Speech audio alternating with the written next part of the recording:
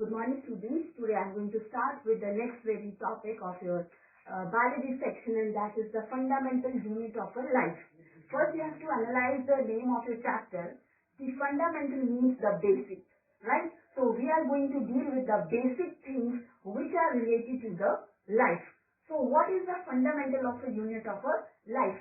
Cell is called as the fundamental unit of a life. So cell is the fundamental unit of a life.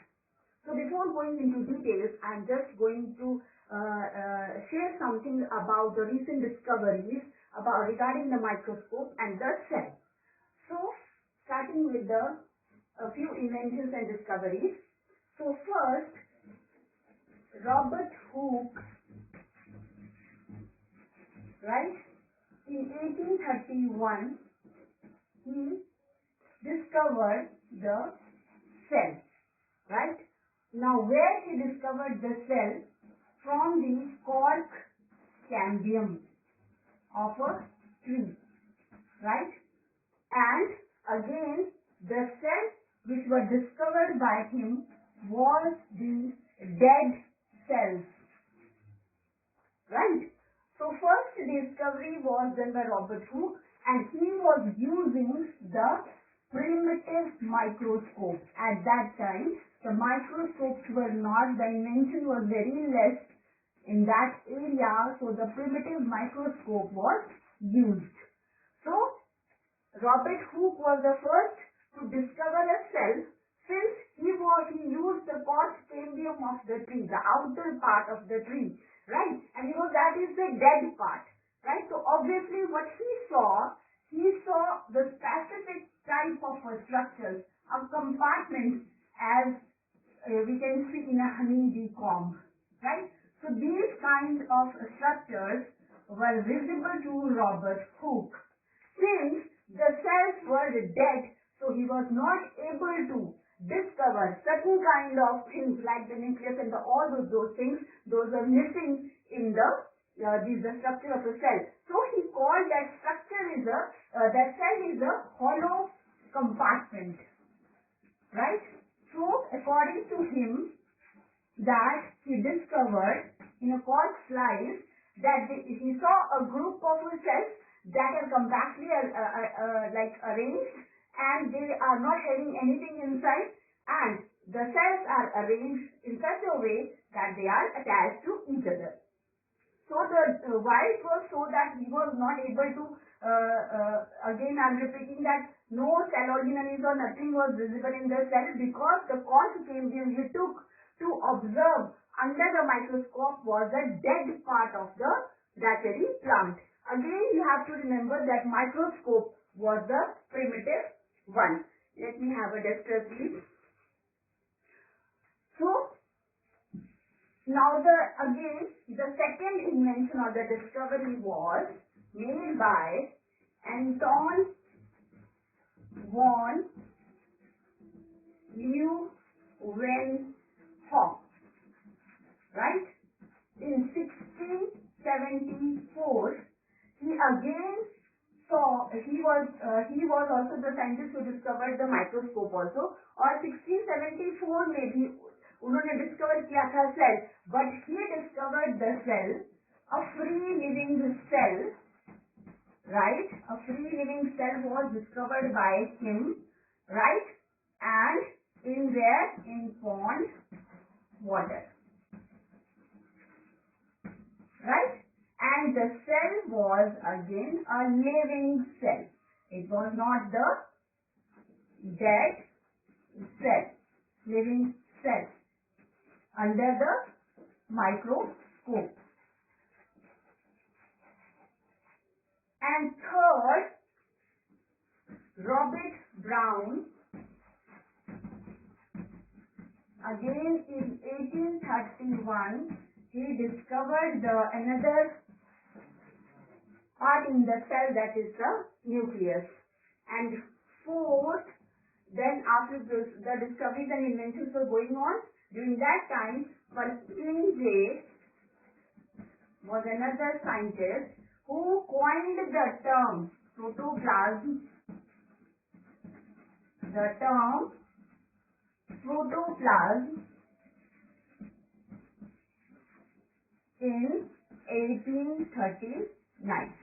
So these are the few inventions which are related to the cell and which are important for you to understand. You have to understand that Robert Hooke in 1831 discovered the cell, but the cell was dead, right? Because the part which he took for the invention was a dead part of the plant.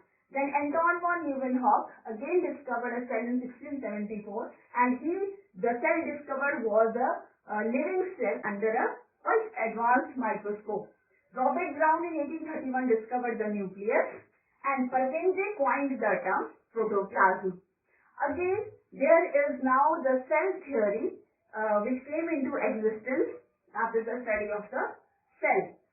So, let me rub it first, and I am coming to the theory. So, next is the cell theory, right? So, cell theory is where the description or theoretical part about the cell is given.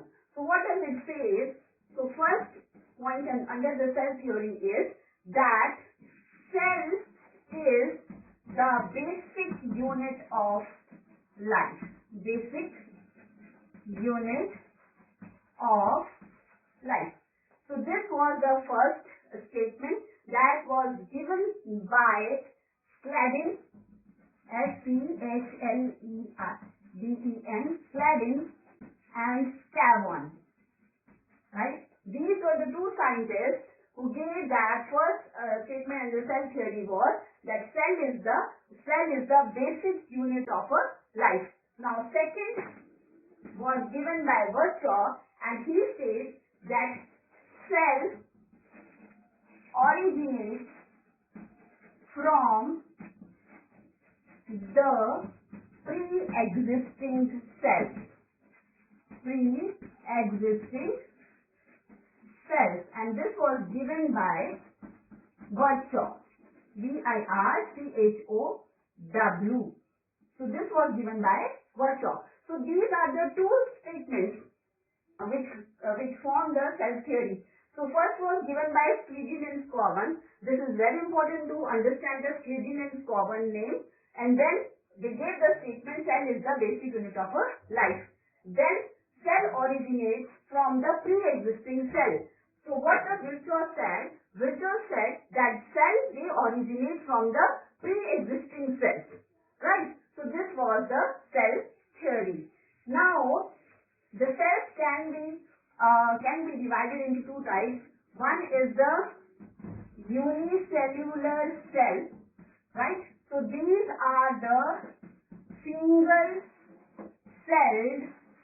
organisms, right? So you have to analyze the word. Uni means one, cellular means cell.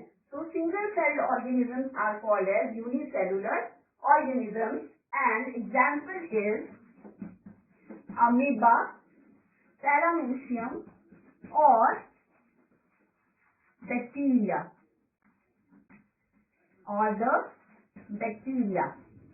right? And another one is, second is the multicellular. So second is the multicellular.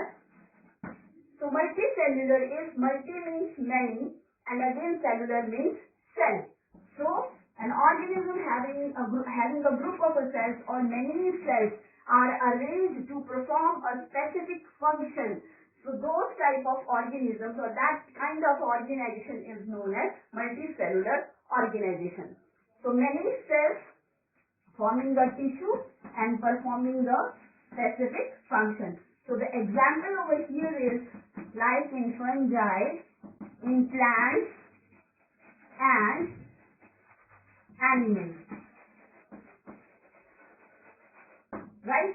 So you have to remember that the cell may be unicellular and it can be multicellular. Again, example of unicellular is amoeba, paramecium and bacteria, and example of multicellular is fungi, plants and the animals.